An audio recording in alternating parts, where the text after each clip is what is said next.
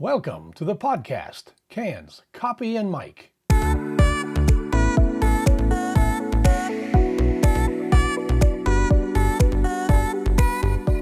A place to listen in as successful people talk about their lives, their professions, and the happiness they get from both. Cans, Copy, and Mike visits with people like you, everyday folks that found success in business or do interesting and exciting things. Doers, people that accomplish things. I decided to add a new segment to my podcast. As long as I've been in the television industry, I've done hundreds of man-on-the-street interviews for my stories. Man-on-the-street interviews, sometimes called MOSs, are simply impromptu conversations with citizens in public places. You've seen these interviews on news shows, I'm sure. A person on location gets asked their opinion of events or activities that are happening currently. Since my podcast is called Cans, Copy, and Mike, I decided to call these segments Cans on the Street. I'll be visiting events that draw large numbers of people to ask their opinions about the event and hopefully get some interesting answers and possibly a funny story or two. I got up early on a Saturday, the opening day of trout fishing in Pennsylvania, and recorded the first segment of Cans on the Street. I talked to some fishermen and one fisherwoman about their love of fishing. It was fun. Hey guys, how you doing? Doing well, yourself? I'm doing pretty well. I'm actually a podcaster. Oh, okay. And I'm coming out here today to interview guys that are fishing. And it's kind of like a man on the street type interview. All right. And I was wondering if I might be able to ask you guys a couple questions. Yeah, go for it. So it's okay that I use your voice and your name? What's your name, sir? My name's Tom Twerdy. How long you been fly fishing, Tom? About, 15, maybe 15, 20 years. 15, 20 years. Mm-hmm. And who taught you? This guy right here. Oh my God, who are you now? My name's Jim Twerdy. I'm his cousin. Oh, you're his cousin. Yes. You're his cousin. So the Twerdy cousins. I'm saying that right, Twerdy? Twerdy, Yes. yeah, good job. Awesome, yes. And so you guys obviously just got here, huh? We just got here, yes. Yep. I see some guys up, a couple guys in the water here, and I don't see any action happening, but this is catch and release too, isn't it? You can't keep the fish, can you? Yeah. You can fish it year round. You can use any bait or tackle, but it's all catch and release. Well, what's the good part about releasing what you just caught? Don't you want to eat it? Not particularly. No, there's other places you can go to get fish if you want them for dinner. This is more just for the experience of fishing. And this stream was at one point, I think it was completely dead. Is that right? Because it was polluted many 60s, I think it was polluted, or 70s, and so this regulation is part of bringing. They cleaned it up and they posted it this way of all catch and release, so that it could bring the fish back, and it made it actually a unique opportunity because it's loaded with trout. So it's stocked, isn't it? Isn't that big hatchery up there? It is, but it's not. I don't think it's regularly stocked. It actually has a wild brown trout population in it, but this hatchery isn't for the purpose of stocking this stream. It gets stocked because every once in a blue moon there's a big high water event. And it'll wash the fish out of the hatchery and into the stream, but I'm pretty sure they don't. The fish in that hatchery are ones that are going in around the lake for people to catch and take home. And is this a pretty good? What is this? This is Benner Springs? Is that what this is called? It's Spring Creek is Spring what Creek. it's called. Benner Spring is. 'Cause I saw the sign coming in. Yeah, Benner Spring is upstream of the hatchery right there. Okay. If you go to the hatchery and just go up, there's a big old hole in the ground that this water comes out of, and So this is a good place to fish. it is very good. Yeah. Yep. Because people catch and throw the fish back in. So and there's just so many fish in there. Because of that, there's just a concentration of fish that's pretty cool. Well, and there's a lot of insect activities. What's that? These fish learn. Yeah, you Keep getting would caught and let think go. that. That's one of the other reasons I always like fishing here, is because I always feel like they're a little dumber than on. Yeah, so they're good for the confidence of fishermen like us. There you go. But there's also the other reason is because it's a healthy stream, there's really good insect activity. So it's where fly fishermen would want to come. You can use a night crawler or minnows. It's legal, but the fun of it is because you put a fly on and you got a good chance of catching fish. So for a couple of fly fishing novices like us, it's really good reinforcement, and kind of teaches you. Well, I would assume that the flies are a little easier on the fish lips too, aren't they? You pull out the lips. They're typically a small hook, Yeah. and fish they are pretty resilient. If you catch them, take a quick picture. Don't handle them too much and throw them back in.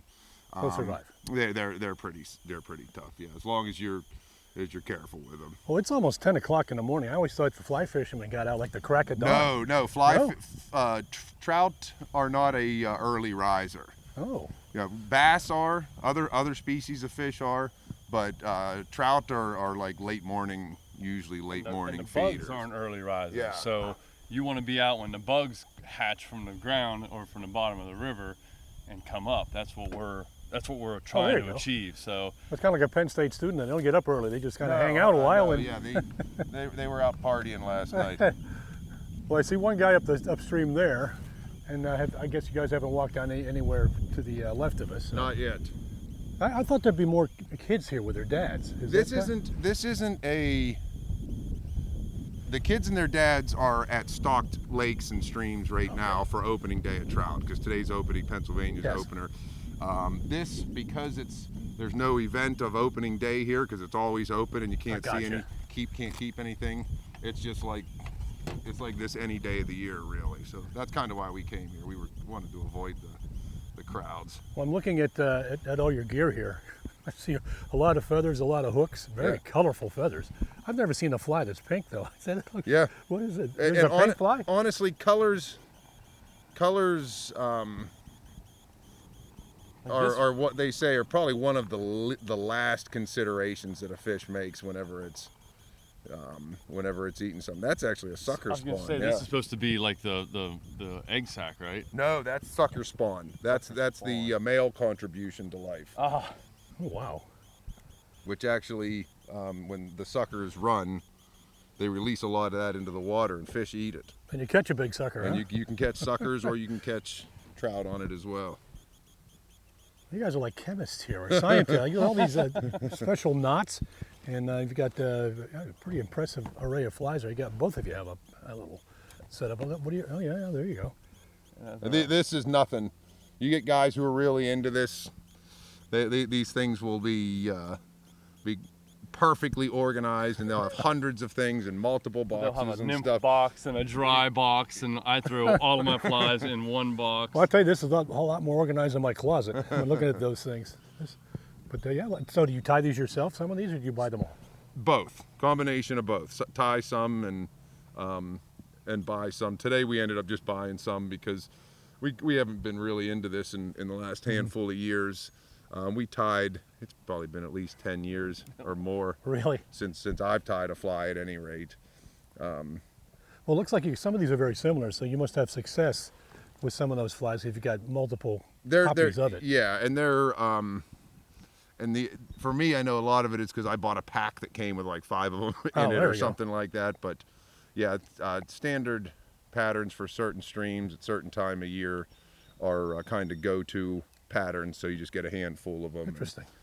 Well, is there any tip that a novice fly fisherman would have? Is it just patience? What should an aspiring fly fisherman do? I would say come to this stream, do a Google search on some basic techniques of fly fishing, because there's a bunch of different types. And this is the perfect stream to come to, because, like I was saying, the trout are dumb, and the insect activity is good. And it can really I hadn't thought about the insects. That really does make. I mean, that's the reason that I don't fly fish anymore, because where I live now, we don't have it. We have trout streams, but it's nothing like this, so I don't even bother. Well, I understand that Center County has some of the best trout streams in the country. Yes, yeah, all this limestone around here. Well, I used to drive 45 between Penn State and Pittsburgh, and I know along. Was it Spruce Creek? Is it Spruce down there where Jimmy Carter used to land Air Force One, and he'd fish out in that area? Yeah. So are you guys married, or do you have wives that are they glad you're here? I would say yeah. Yeah, I mean, yes, we're both married. We both have wives, and I'd say they're both glad we're here, just because we used to do this. Oh no! Dropped all the weights. We used to do this a lot when we were younger, and we got married and had kids and stuff, and haven't got to do it as much and our wives know how much we enjoy spending time together. So it's a good thing. so they're not getting rid of you. They want you to have a good time. Yeah. No, they don't want to see us go, but they're glad to see us get together. So. Absolutely. Well, plus your cousins too. You're good friends. Right. Yeah. We like each other. Yeah. We tolerate each other. Well, guys, thank you very much. The podcast is called Cans, Copy, and Mike. It's pretty much focused on central Pennsylvania, and it's on Spotify. What's it called? Cans, Copy, and Mike. Okay. And if you look on Spotify, you can find it. And also, I have a website, canscopymike.com, where I take pictures of the people I interview. In fact, I'd like to get a couple shots of you guys, if you don't mind. Sure. And then when you're in the water there, I'd like to get a couple more shots of you pulling in a big one. So hopefully you'll cooperate. Although actually, I think I guaranteed you that we would. You did guarantee. trout. So we'll do our best. Temperatures were in the 40s and the sun was shining. Now some opening days are very cold and rainy, so this was a big plus for anglers. I spotted a couple of younger guys walking creekside and decked out in waders. They were happy to talk. My podcast is called Cans, Copy, and Mike. It's on Spotify. I also have a website, Cans, Copy, Mike, so you can see this on. And I'm just trying an experiment today to see if I can do this in like a man on the street interview and just put all these together. So what is your name? Nick. Nick? And Nick, is it okay if I use your voice on my podcast? Yeah, absolutely. And your name? My name's Zach Gardner. Zach Gardner? Yeah. Zach, is it okay to use your voice on my podcast? Yeah. Okay. So how long have you guys been fly fishing? I've been fly fishing for a couple of years now, probably since I was about 15. And who taught you? About 6 years. My dad's been teaching me. Yeah. Still, it's a work in progress. I'm not real good yet, but I'm getting there. You know what? Hold on one second. I better do this. I'm going to plug in my headset so I can hear what's going on. I got you. All right. And how did you start fly fishing? I just started fly fishing maybe 2 years ago. Self-taught. I'm not like him. I'm not very good. Still trying to learn what I'm doing. So. So this is about your third trout season about? Yeah. I'd say so. And how successful have you been? Well, not very successful fly fishing. On a spinning rod, I'm much better. You're much better. Yeah. Well, what's the? Oh, you got a spinning rod there. You don't have a fly rod. Oh, both you guys. Oh, okay. But it's opening day of trout season. It is. Yep. And you've come to this particular. This is catch and release, though, isn't it? Mm-hmm. Yep. So you can't eat these fish. No. Is that a problem?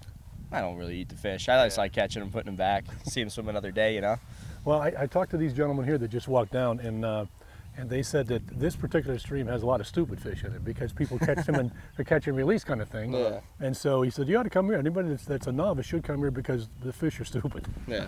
I mean, like him, I never typically keep fish. Usually I always catch and release, just trying to get on the water. It'd be different if you could catching hamburgers in here or something. Oh, yeah, keep those. Yeah, definitely. Yeah. Well, so what are you hoping for today? Honestly, I was kind of worried just with the storm the other day.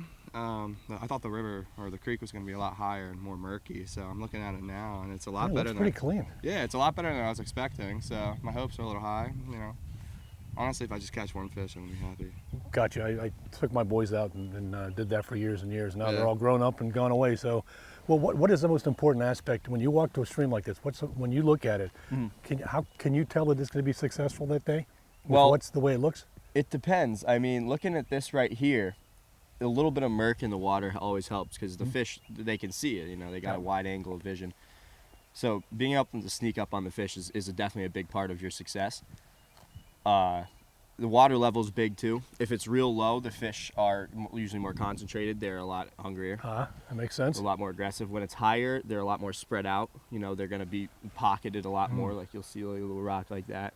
Yep. You might find one fish there, one fish there. And this is moving pretty at a pretty quick pace, isn't it? Yeah, it's decent. I don't see many fish. I wouldn't see any fish holding out here right now, especially with the storm coming through, like you said. Yeah. They're all blown down there probably. So you guys got to actually get in the water?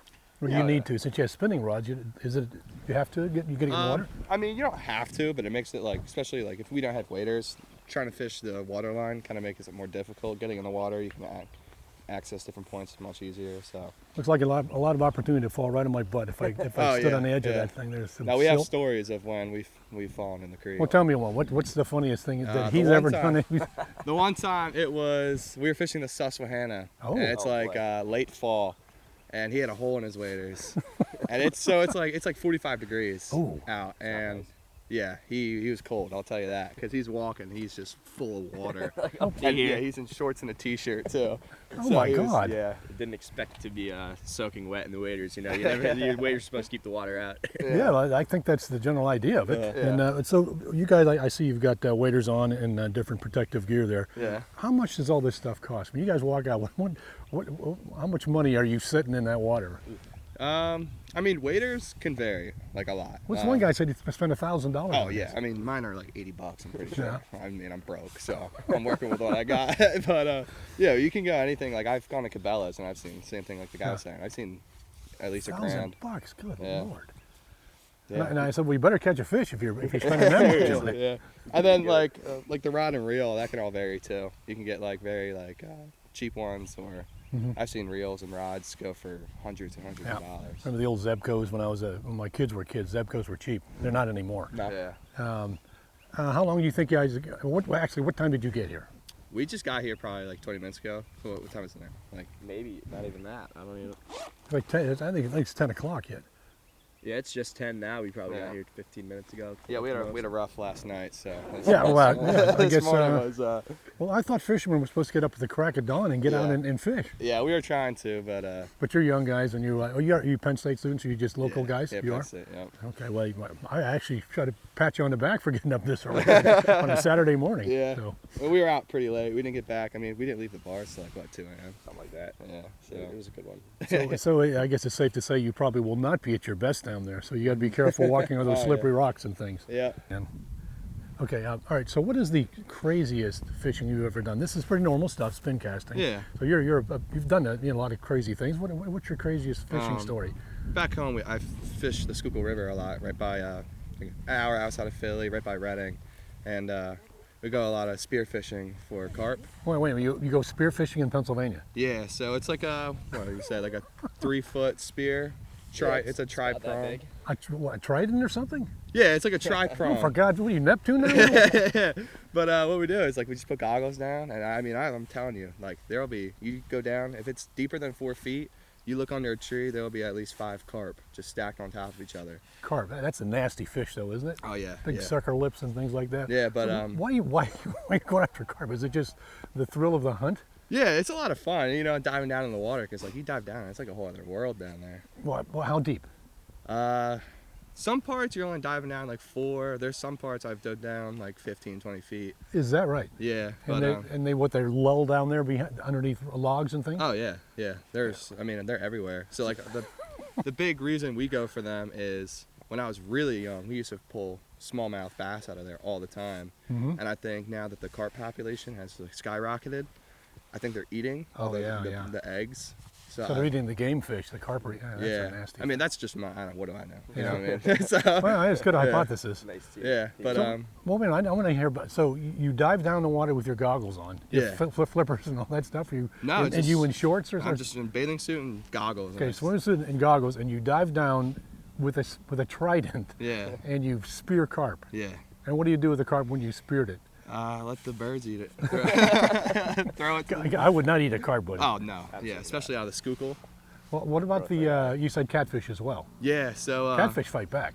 Yeah, no. So they're during like we go late summer, like during August when it's like especially hot.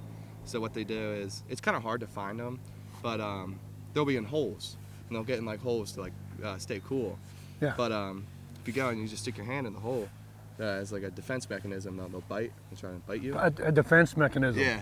It's When not you very- stick your hand in the fish's face, it bites. That's the definition of a yeah. defense. So So you do this willingly. You just stick your hand in. yeah. So I usually try to find What's your major at Penn State? landscape contracting. Okay. Yeah. But no, we just go. You put your hand in there, and they'll bite your hands. And then when they bite down, you just grab onto their jaw and yank them out. That's a strong fish, though. Yeah. And they've got those barbs the side of their mouths. Yeah, those right? are the only things. They don't really have teeth. It's like sandpaper. So those barbs on the side and on top are the ones you really got to be careful for. And why? So what's the end? What's the goal to catch this catfish? You just put it back, or do you Yeah, no, you we throw that on the bank too? No, we just put back. Oh, okay. So this We like the catfish. We don't like the carp. Catfish are fun. Yeah, catfish. catfish are fun. Do you do this too? I've done the spearfishing with him once.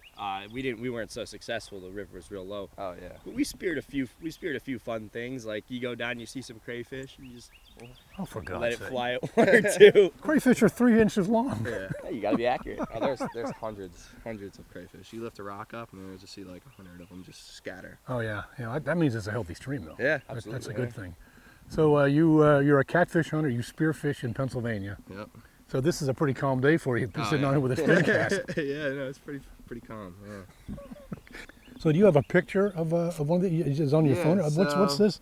So I just showed you. That's the one carp I got. Oh my God! And How then much that thing weigh? I think that thing was about like 10 to 15 pounds. A 15-pound carp. Yeah, It but looks like it's 20-some inches long, maybe They- more. Oh yeah, they get huge. Like I've seen some 30-pound carp in there. But I have one A more. 30-pound carp. This one catfish. Does anybody eat carp at all? There are people who eat Yeah, I mean I wouldn't eat it. Definitely not.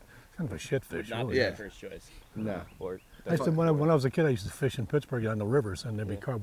That's all we could catch is carp. Yeah. It was nasty And fish. then where is it? I have a picture of the one catfish I pulled out. I wonder if you could send me that one Yeah. picture of you. I think Give you you'll my- I think you'll like this catfish. Oh Lord, Yeah, I think it was that 20. thing is massive. It's 28 pounds. Good God! Yep. And you still have your hands. Yeah. Yeah, the funny thing is, like I dove down like 10 feet and it was a big hole and I stuck my arm in it and I was about elbow deep and I was like, oh my God, this hole keeps going. So now I'm like shoulder deep in it and it bit up on my forearm. So I grabbed the gills from the inside of its mouth, reached over, grabbed its other side and I just hugged it and I just pushed up off the bottom and my friends just pulled me to the shore. And we're like, oh my God, oh my God. So this was a big day for you then. Oh yeah, yeah, it was so much fun. So much fun. All right, guys. Well, thank you very much, well, and hey, have a good time. And I'm going to get a couple pictures of you before you go. Okay. All of the people I approached that day talked to me. Some were obviously itching to get back to fishing, so I was quick to let them go. Hey, what's up? Let me get this rolling first. Okay, so I've been walking around the stream today. First day of trout season, right? Yeah, absolutely. And I've already seen a couple guys catch fish. Yeah, he's got one right there. Yep, another one. That's the second one. Nice. And then there are a couple spin casters up there, and they're throwing their bait around and Yeah. stuff. So first of all, what is your name? My name's Brant. And Brandon, is it okay if I use your voice on my podcast? Yeah, for sure. Okay, Yeah. podcast is called Cans, Copy, and Mike, and it's Yeah. about interviewing interesting people out and about. Very cool. And so, what time did you get here this morning to start fishing? 6:45, right when the sun came up. 6:45. Yeah. You were the only one here that's been was here that early. There's some other guys that beat us to the punch. Well, these guys Not came- these guys. These said they come at 10 o'clock because Yeah. trout don't wake up until 10. he said. Right. Well, the sun comes up, and that's when they start eating. Yeah, he's doing pretty well down there. Yeah. So, how did you learn to fly fish? You're a fly fish. Yeah. Who taught you? My grandfather. Your grandfather. Yep. It was a nice memory. Oh my gosh, yeah, the best. Can you tell me what it was about? What was it like? It's hard to put into words. I guess he grew up doing it all of his life with his brother, and very close with my grandfather. And I don't know, just kind of fell into it. You know, family thing. My dad, my grandfather. We've So just it's always a done memory it. you'll have Right. forever. won't Oh it? yeah, absolutely. And what's your grandfather's name? Eugene. Eugene. Yeah, Did he take you here, or are you No. Central County guy, or what? No, we're from Western Pennsylvania, Oil Creek, Okay. Tynesta area. Well, I understand Pennsylvania has some of the best trout fishing in the country. Oh yeah, best on this side of the Mississippi. Some of the best in the country. Yeah, comparable to, from what I hear, I've never been out west, but comparable to streams in the western states. Exactly. I actually was out there for shooting in Montana, and shot a bunch of guys fly fishing, and they are catching huge fish. But this is catch and release. Is that okay by you? Would you rather take the Oh fish hell home no, and I throw them all back. you throw them? Why you throw? You don't want to eat them? No, it's more of the sport of catching them, and the art, I guess, of catching them is what I enjoy. And you come here with friends and all? Oh yeah, Brent? Are you? these yeah, guys, that's I've known them since kindergarten. Oh my gosh. Yeah, So you. we're 40 years old now. Oh wow. Yeah. Well, you're younger than I am. So. Well, I see you got a GoPro in there too. Is that for when you catch the big one? Yeah, hopefully. You just roll tape or roll Yeah, that when you. I tell it to fire up and hopefully get some good footage. Awesome. Yeah. Awesome. I see you've got a pretty sophisticated pack here with your. Was that line? Yeah, those have are all to- different gauge tippets. As you go down the line, Oh my the gosh. smaller, the finer. for the more finicky trout. And fingerless gloves, so you can work the reel and. Of course. And what's your favorite? What fly has worked best for you out here? Today I haven't had much luck yet, but blue wing olives are good. They're starting to come off the top of the water, so BWOs and midges, scuds, that kind of stuff. Interesting. Sounds like a weapon or something. Scuds. Yeah, he's doing all right down there, isn't he? I think he picked up another one. Oh, you got to go? Yep, You gotta go. All right, gotta get going. I'll let you go. All right, All right, hey, thanks, good man. luck, buddy. Yeah, Thank thanks. you. Thanks, guys. Guys, have any luck? Yeah, I got 9. You got 9. I do a podcast, and I was interviewing guys that are fishing today. You would mind if I walk along with you and just ask you a couple questions? She's the guru back there. Well, She's the pro. She's our guide. She's your guy. But you caught 9 fish, though. Oh, yeah, well, I got lucky. It's all luck? Is it all luck? No, I spent a lot of years guiding on here, so yeah, pretty much no spring cricket in and out. Yeah. Yeah, so So you having fun? are we? Oh yeah. Is this your son? Yeah. You teach him how to fish? Yeah, a little bit. He picked it up. Yeah, he's 18. He does pretty good. You enjoy fishing? Yes. Do you enjoy spending time with your dad to learn how to fish? Oh yes. Is that the best part of it? Yes. Spend time with my father, the best time part of it. There you go. I That's think nice. best time is just being out here, actually. What's that now? Just being out here is a pretty good deal. Oh, it's beautiful. My Oh, gosh. you can't beat it. You must have gone through these opening days. We're an hour away, and yeah, and we work all week, and then you get out here on the weekends on a day like this, it's all worth it. So Well, whether you catch fish or not. plus when you must fish every opening day. This is not normal, is it? This is beautiful today. Well, cold and- yeah, this is a catch and release wild trout stream, so you don't. And actually, the opening day is a good day to fish this stream. It takes some of the pressure off of it. There you go. No, So, good point. Yeah, so we tend to do more of a hike. I think we walked 3 miles. Didn't Oh, we? nice. But you're the boss. You're the guide. She's the boss. Yeah. Why are you the guy? Why are you the boss? I don't know. She says where we're going and then what we're using, and that's about how it is. That's what a guide does. They put you on the fish. There you go. She put me right on the fish this morning. I had to follow her or I'd be lost. So. Oh, there you go. And how many have you caught today? I've only landed 1, but I had 4 or 5 on. Nice. Okay. Well, you guys have a lot of fun today. Thank you. See ya. Yep. We need to get you a Braves hat. There you go. I like the Braves. I like the Braves a lot. I think Cans on the Street is going to be a very popular segment for my podcast. Throughout my career, I found people to be very polite when I approached them for an interview. Some declined my requests, but they generally did so respectfully. I would never attempt to force anyone to work with me, whether it be on camera or for my podcast. That's disrespectful and rude. Luckily, human nature lends itself to curiosity, and most people are curious and will at least listen to my request. I'll be recording many more episodes featuring people on the street interviews, because people say the darndest things.